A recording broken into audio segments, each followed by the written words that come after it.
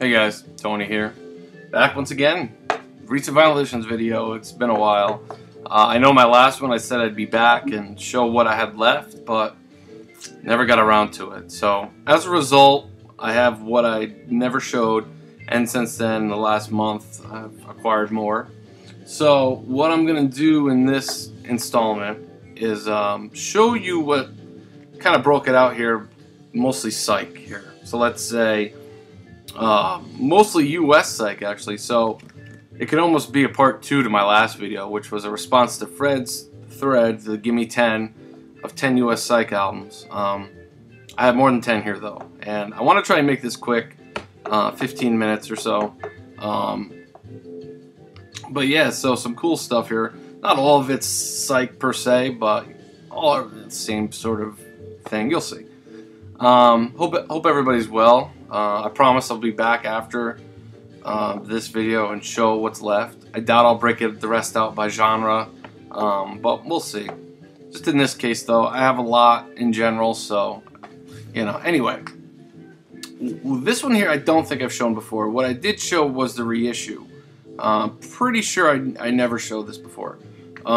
So shortly after buying the reissue, I came across an original.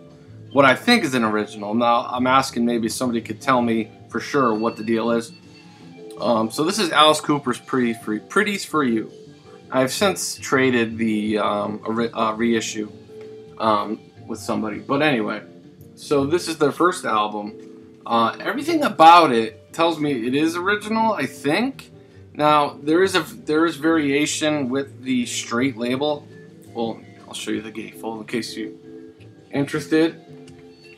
I know there is variations with the straight label. I don't know what they are.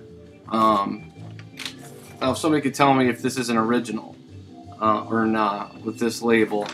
Also, the other thing throwing me off is the fact that there's no sticker on the front. I always thought originals of this had the sticker over her area here, but there's no sticker. It is on the straight label. I can't really find an answer from Discog, so if somebody could tell me what the deal is with this, I'd appreciate it. Anyway, either way, it's cool, you know, like, I have to have a beautiful copy. This thing's near mint. But anyway, picked this up as well. Now, I've had this album for years. What's cool about this one, though, and it was only a few dollars, is that it's a stereo press. I also have a early stereo pressing of Freewheeling as well, so I grabbed this. I think this is a mid-60s reissue, certainly not an original. I think it's around the mid-60s, 2Y Columbia, and a stereo pressing of this, which I always think is cool when I find them. You figure just, you know, it's usually mono, so yeah, Columbia. Dylan, 62 or 63, I think that is. And speaking of Dylan, I also grabbed these. Bob Dylan's Historical Archives, Volume 1 and 2. So this is early Dylan again, so probably around this time for the most part. I think almost all of it is just before Freewheeling. The Song to Woody's on here, Talking Bear Mountain Picnic Blues, Massacre Blues. He was a friend of mine, Man on the Street, Car, Two Trains Running, Emmett Till, Rocks and Gravel, Quit Your Low Down Ways. He was a friend of mine. Yeah, I mean, I'm a Dylan fan, you know, so saw these, I was like, yeah, I'll grab those. This one I bought strictly on the label. This label reissues some cool stuff. Not really knowing anything about the band at all. I said, what the hell, it was cheap enough. I'd check it out, and the band is Shivas Headband. So what I found out is that Shivas Headband came up really with the 13th Floor Elevators, so 60s Texas psych band. This was supposed to be like their second or third album, but I don't think it was released right away. I think it was released a couple years down the line, and then this is the reissue. Originally came out on the Armadillo label, so this is Coming to a Head, Shivas Headband. And what this is mainly early country rock, really. So think like the Flying Burrito Brothers. At times it's more psychedelic, more tracks are sort of have more of a psych feel. Other times it's sort of more of a boogie sort of album, but for the most part it's a country rock album. And really, it's actually really good for what it is. Like, I gotta say, it's excellent. Really enjoyed it, and it's on the Karma label, so that's pretty much why I grabbed it. So they always reissue some really cool stuff. So, Shivas Headband with Coming to a Head, recorded in 1971. So yeah. I picked this up as well. Crosby, Stills, Nash & Young, Wooden Nickel. So they're sort of famous bootleg. I want to say this was 69 or 70, around there. They do Sea of Madness, which makes me think it's 69. But they also do Down by the River. Listen Once Again to My Bluebird. Birds, 4+20. Sweet Judy Blue Eyes, Guinevere. So it's a soundboard recording. I'm telling you, total bootleg. Just a plain orange label with handwritten songs and title. But yeah, cool stuff. Beautiful shape too. Light in the Attic, reissued 13th floor. I mean, speaking of 13th floor elevators, Rocky Erickson, Light in the Attic, reissued. This one is, what is this? The Evil One. So this is a compilation of the sessions that he did with Stu Cook of Creedence Clearwater Revival. And this is just a really good rock album. Enjoyed it quite a bit. And of course, Light in the Attic just do such a nice job. 1980, originally released. I think this only came out in the UK to begin with. Not quite sure, but yeah, Rocky Erickson and the Aliens with Evil One. The Evil One. And it also came with a poster. I think the record store got them in and threw them in with copies. Very cool Rocky Erickson Light in the Attic promo poster, which I'm happy to have that. It's nice. Fred just showed this album in his American Psych video, and I showed well, I'll show you what the album is. How about that? So Red Scroll got in a Psych collection. I went through it, pulled out stuff I needed them to price for me. Not really looking at the condition. I figured they would when they price it, and they looked at it and said, you know, this one's really beat, you know, like if you want it, we'll just throw it in. So I was like, all right, what the hell? I took it home, cleaned it up. It plays, but there, you know, there's scratches on it that it plays through, but it's noisy. So you know, I'm just like, what the hell? You know, it was free. So then, like a couple weeks later, they got in another one, so a much nicer copy, and I bought it. So this is the United States of America, an original on Columbia, and there's two. So one of them, the beat one, I'm sending to somebody who has the album, but does not have the cover. So I believe it's this one here. It's, you know, has a bit more ring wear in the record. This one is much nicer. But yeah, someone has the album that doesn't have the cover, so I'm sending it to them. But yeah, I mean, there's some wear on the cover, but the record is much nicer. An original of this. I have the Sundays reissue, and happy to have an original. Great album. Joseph Bird, sort of avant-garde Psych, you know. I found a replacement copy for my copy of Saucerful of Secrets. Now, my copy is an original. It was beat, you know. It played fine for the most part, you know, but it's just a lot of wear on it. This one is beautiful. The record has like one superficial mark on it. It does not affect play whatsoever. Other than that, the thing is gorgeous. Like, nothing wrong with it at all. Very little wear on the cover. And it is an original on Tower. So yeah, other than that mark, it's like near mint, you know. And for 15 bucks, a nice original Tower, Saucerful of Secrets. I also picked up The Who, Sing My Generation. I now have all the early Who albums that I want. I still like the early Who. I really can't take listening to their, you know, late 60s, early 70s stuff, but I still love their early work, and that's an original on Decca. I'll show you the label. US Press. So yeah, great stuff. This one I just picked up. I haven't listened to it much. I listened to like one side of it yesterday. But Dr. John, the Night Tripper. This is his third or fourth album.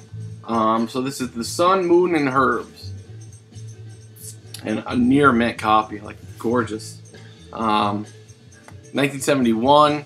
So, you know, Dr. John, sort of, you know, New Orleans, swampy R&B, soul, with a bit of Psych on here. sort of psychedelic touches.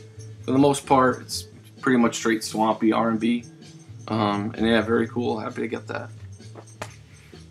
Last recent finds video, I showed Sandy Bull, his first 2 albums, and shortly after that, when you know it, I come across Sandy Bull's 3rd and 4th album. So I now have all of his work, really, as far as I know at least. Sandy Bull, his 3rd album, E Pluribus Unum, however you say that, Latin. And his 4th album, I believe his final one. Discogs list these 4 albums on Vanguard as his only albums other than what Drag City put out, like a live album. But yeah, this one's sort of harder one to find, Demolition Derby. And probably the one I like least, to be honest. There's a couple tracks on here where there's vocals, very sort of Dylan-esque, but it's alright. Definitely not as strong as his prior 3. This one's fantastic. It's still in the shrink. Originally sold at Pearl Alley Discs for $2.99. I paid $4 for it. And yeah, Vanguard. Sandy Bull. Love his stuff. This is pretty much a straight blues rock album. The cover struck me first. It's very psychedelic. And I checked it out in the store. I'm not the biggest blues guy in the world, but this is actually really good. Zach, Zeke the Geek, if you're watching this, this would be something you would have if you don't have it. Check it out. You would love this. But this is the Ansley Dunbar Retaliation with the Dr. Dunbar's Prescription. Say very much a blues rock album, electric blues, on Blue Note. I believe these guys were English, if I'm not mistaken. But yeah, really good blues rock, mostly original songs too. But yeah, love that cover. A bit of like water damage on the bottom, on the back, but other than that, the record's beautiful, so yeah, not bad. The Fugs, I love the Fugs. I'll pick up whatever I find that I don't have of theirs, and this is their 3rd or 4th album, The Belle of Avenue A. Killer, absolutely killer. So the Fugs were very sort of political. They're poets, I think. 2 of them. 2 of them were started out as poets, and they started a band. Ed Sanders. So yeah. So this veers on like sort of folk rock, sort of zany, folky tunes, but also psych, heavy psych at times. It's just, this is killer. I love this album. The one song on here really just blew me, a couple of them, but one of them in particular, I was like, wow. 4 minutes to 12. Check out that track by the Fugs. Killer stuff. An original on Reprise. Really nice shape. A little bit of, again, like looks like water staining a little bit on the bottom, but other than that, it's in beautiful shape. And Reprise. Excellent stuff. This is an 80s reissue of this. I've kind of had my eye open for it. Mark, Glass Orchid Aftermath, has shown this a number of times. I know he's a fan of it. And of course I had to watch the movie, which was kind of a mistake. It's just an insane movie. But the Monkees, yes, the Monkees. I like the Monkees. I mean, how can you not? Just great pop songs. And I loved the show when I was a kid. But that movie is just... Jack Nicholson had a lot to do with this, the movie, as well as the soundtrack. Album coordinator, Jack Nicholson. And really, just for Porpoise song alone, worth the price of admission. Love that cover. This is like the 80s reissue. It was only a few dollars, so I grabbed it. But yeah, Head, the Monkees. A lot of little like sound clips from the movie, but other songs as well. Just the songs are really excellent, actually. Much more psychedelic. This one I don't think I've shown before. Really underrated psych pop album. I believe these guys were songwriters that wrote songs for other musicians and sort of West Coast thing. And they recorded this one-off album, and it's fantastic. The band is Colors on the Dot label. I believe at this time Dot really ended up putting out a lot of cool stuff, but at this time I think it was still early, and they didn't really know how to market this stuff, so this album didn't really sell well. Very Beatlesque at times, sunshine pop, psychedelic pop. Really, really good, I gotta say. I got this at my local store, Red Scroll, and they've since gotten in like 2 more copies. So if you're interested, go on Discogs and check it out. They have them. So as far as I know, they did. Colors, excellent, really, really good. This is another cool score. Again, Red Scroll Records. They let me know about this. You know, I didn't know anything about it. They sent me a link and said, you know, you interested in this, and I checked it out, and I was like, yeah, this is actually really good. So who this guy is a session musician, and he was. I'll show you. His name's Bob Ray, and this is his album, Initiation of a Mystic. So what he was a session musician. He was later in the band Thorn Shield, I believe it was, one-off psych pop band. Records Over, and he put out this album, I believe after the Thorn Shield. So he was also a session. I said he was a session musician. Played with Donovan, and he played bass on Donovan's Sunshine, Season of the Witch. He played on, and this is fantastic.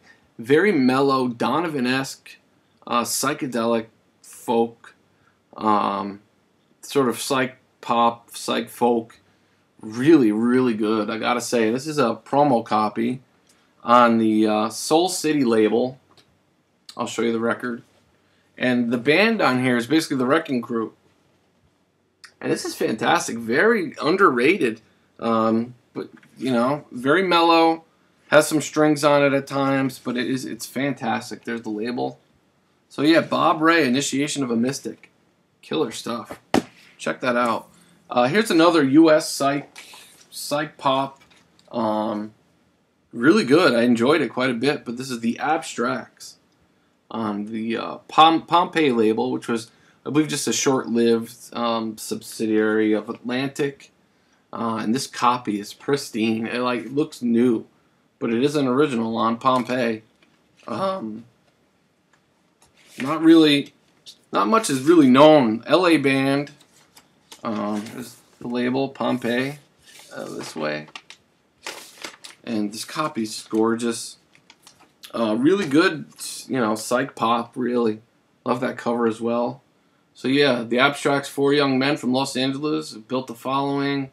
They go through, they're from like all over the country. Their first album, Pompeii, and their only album. Yeah, excellent. Speaking again of 13th Floor Elevators, I found a reissue of Bull in the Woods. Their last album, and I believe by the time this was released, the band was really no more. Rocky Erickson only appears on like 4 of the tracks. I think by this time he had been busted for weed and claimed insanity, that whole story.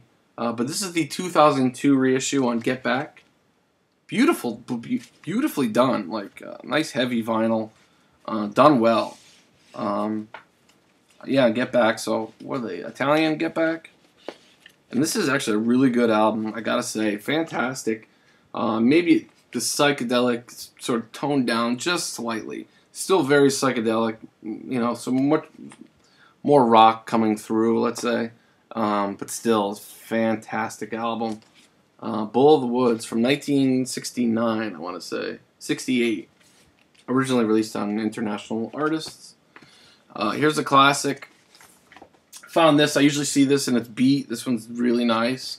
The Blues Magoos with Electric Comic Book. Recently just picked up Psychedelic Lollipop. It's my dog. Anyway, a beautiful copy on Mercury. And what's also cool about this is that rarely I almost never see this in other copies, but it does have the comic book. Blues Magoo's comic book. So yeah, very cool. Psychedelic Garage. Here are 2 neo-psych albums. This one's US, The Marshmallow Overcoat with The Inner Groove. So this is a sort of British Invasion inspired, Yardbirds-esque, neo-psych, maybe probably part of the Paisley Underground, 1987 on Dionysus Records, out of Los Angeles. These guys, I don't know, maybe Arizona they're from. I forget, but the Marshmallow Overcoat, not bad. And one I've been after for a while. I've had this for a little while now, but I was after this one forever and could never find it. Finally came across a copy.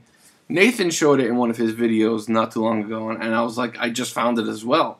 So it was around that time, if you saw Nathan's video. But the Dukes of Stratosphere, with their, I believe this is an EP, 25 o'clock. So, of course, the Dukes of Stratosphere are XTC. It is on Virgin Records. And I believe at this time, they were not using this label, so they probably asked to use this label to sort of give it that retro feel, if I'm not mistaken, because this was like 1985. I'm pretty sure they'd moved away from this label by that time. But yeah, excellent neopsych. I mean, classic. And a beautiful copy as well. UK pressing. I don't think it was ever released in the States. Probably until more recently reissued. But yeah. Here's another excellent Sunshine Pop, psychedelic pop record. The Griffin, with The World is Filled with Love. What a title. And originally it belonged to Vicky. She's right there. But yeah, another excellent album. Like, really enjoyed this one on ABC Records. Hold on a second.